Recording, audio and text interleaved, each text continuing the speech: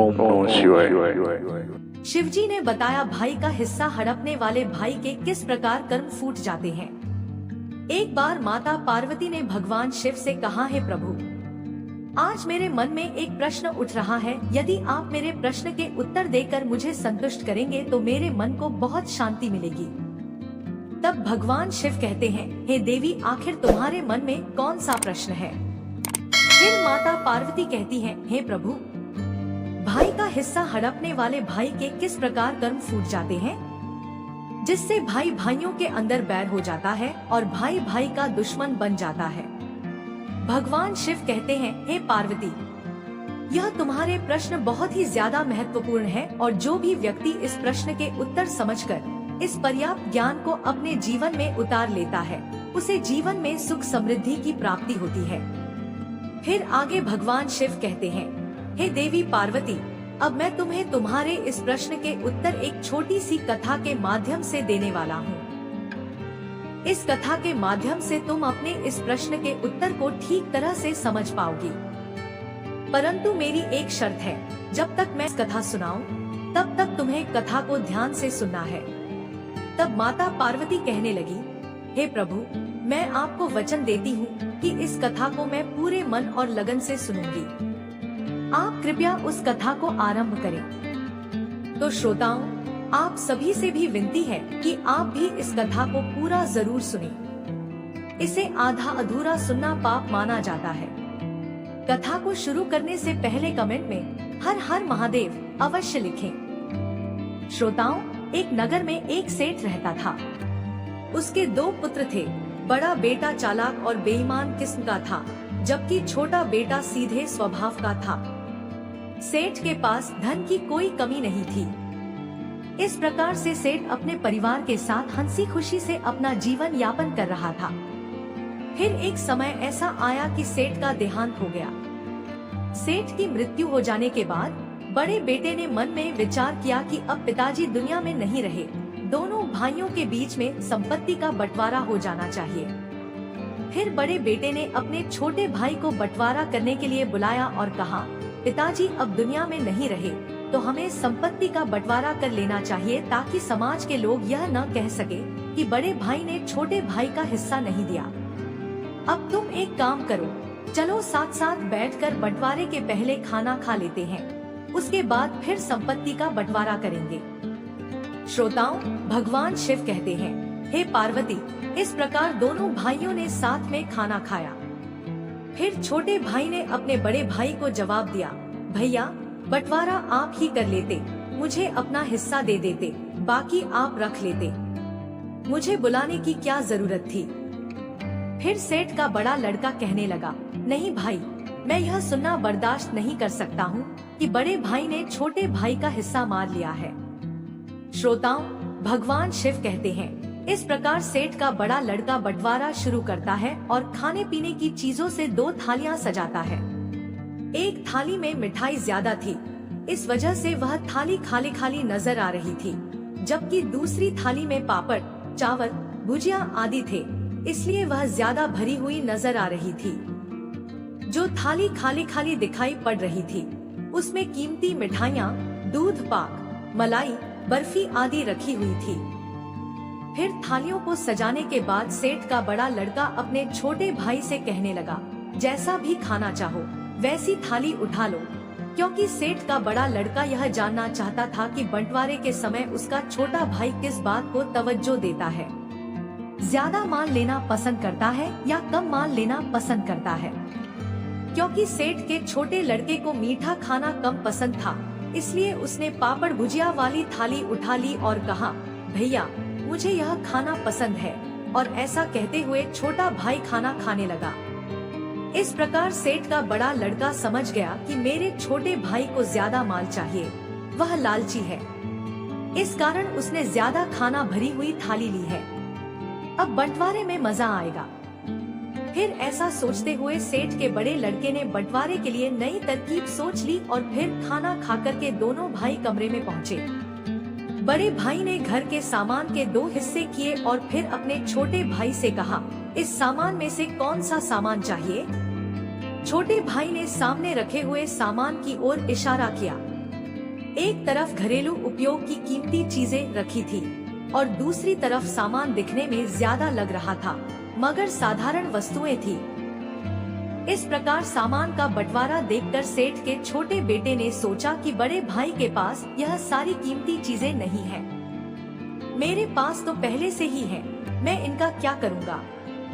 इसलिए सारी कीमती चीजें जो घर में उपयोग की जाती हैं, भाई साहब के पास ही रहनी चाहिए क्योंकि भाई साहब का परिवार भी बड़ा है।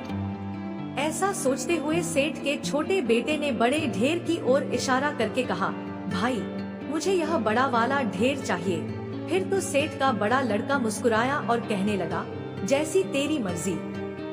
फिर यूँ मत कहना कि बड़े भाई ने बंटवारा ठीक से नहीं किया। फिर सेठ का बड़ा लड़का अपनी चतुराई पर मंद मंद मुस्कुराने लगा। वही सेठ का बड़ा बेटा तो यह समझ रहा था कि मैं अपने छोटे भाई की बेईमानी करके उसे पागल बना रहा हूँ, क्योंकि वह जानता था कि उसे ज्यादा कीमती सामान प्राप्त हुआ है। इधर छोटा भाई इसलिए खुश था कि बड़े भाई का परिवार बड़ा है और वह अपने बड़े भाई की मदद कर रहा है। फिर भगवान शिव कहते हैं, हे पार्वती, इधर सेठ का बड़ा लड़का बंटवारे को आगे बढ़ाता है और 2 पोटलियां बांधता है। फिर बड़े भाई ने अपने छोटे भाई से कहा, अब दोनों ढेर में से तुम्हें कौन सा ढेर पसंद है वही उठा लो। इन दोनों पोटलियों में माता जी के जेवर हैं। वहीं बड़े भाई की बात को सुनकर छोटे भाई ने बारी बारी दोनों पोटलियों का निरीक्षण किया। उसने देखा कि एक पोटली भारी थी और दूसरी हल्की थी। फिर उसने सोचा कि बड़े भाई तो बड़े होते हैं, इसलिए उन्हें ज्यादा हिस्सा चाहिए क्योंकि बड़े भाई का परिवार बड़ा है। फिर ऐसा सोच करके छोटा भाई बड़े भाई से कहता है, भैया आप बड़े हैं, आपका परिवार बड़ा है, इसलिए आप बड़ी पोटली रखिए। फिर भगवान शिव कहते हैं, हे पार्वती, बड़ा भाई यह सोचता था कि हमेशा यह बड़ा वाला सामान उठाता है, इसलिए बड़े भाई ने बड़ी पोटली में हल्के फुल्के चांदी के सामान रख दिए, जबकि छोटी पोटली में कीमती जेवर रखे हुए थे। फिर जैसे ही बड़े भाई ने सोचा कि छोटी पोटली मेरे हाथ से निकलती जा रही है, तो अपने छोटे भाई से कहने लगा, नहीं नहीं भाई, तुम बड़ी पोटली लो। फिर छोटे भाई ने कहा, नहीं भाई, आप बड़े हैं, बड़ी चीज पर आपका हक बनता है। और ऐसा कहते हुए छोटे भाई ने छोटी पोटली रख ली। फिर तो ऐसा नजारा देखकर सेठ का बड़ा लड़का चकित रह गया, क्योंकि उसने बड़ी पोटली में चांदी के जेवरात रखे थे और छोटी पोटली में सोने के जेवरात रखे थे। वह जानता था कि छोटा भाई लालच में आकर बड़ी पोटली उठाएगा, जिसमें उसके पास चांदी के जेवरात चले जाएंगे और सोने के जेवरात उसके पास आ जाएंगे। मगर यहाँ पर सब कुछ उल्टा हो गया। फिर श्रोताओं, भगवान शिव कहते हैं, हे पार्वती, इस पर सेठ के बड़े लड़के ने अपने छोटे भाई से कहा, इस बार तू बंटवारा करना, नहीं तो लोग कहेंगे कि बड़े भाई ने बंटवारा करके छोटे भाई को ठग लिया है। क्योंकि बड़े भाई ने सोचा कि छोटा भाई बंटवारा करेगा तो फिर मैं उठाऊंगा। परंतु इधर छोटे भाई का हृदय कोमल था। वह बड़े भाई का हित चाहता था, क्योंकि बड़े भाई के बच्चे ज्यादा थे। इसलिए छोटा भाई चाहता था कि जमीन का ज्यादा हिस्सा बड़े भाई साहब को मिले। वह अपने बड़े भाई को अपने पैतृक घर पर ले गया और बड़े भाई से कहा, भाई, यह अपना पैतृक मकान है, पिताजी ने आपके जाने के बाद इसे बनाया था। फिर तो सेठ के बड़े लड़के ने देखा कि एक और 2 मकान और 3 मंजिला भवन खड़ा है।